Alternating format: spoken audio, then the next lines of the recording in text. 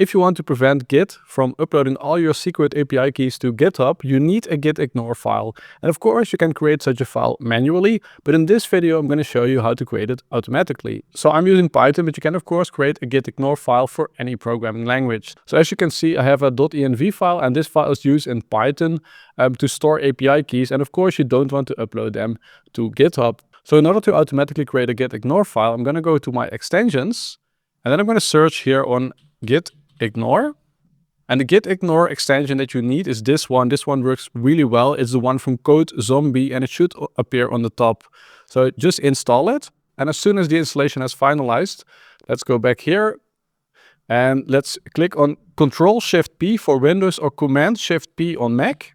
Then you're going to search for gitignore. And then you see here, add gitignore. And we're going to press enter. And now you have to select the programming language for which you want to create this gitignore file. Because for every programming language, there are different files that you don't want to upload to GitHub. So I'm going to press Python, press enter. And now you see here that the .gitignore file has been created.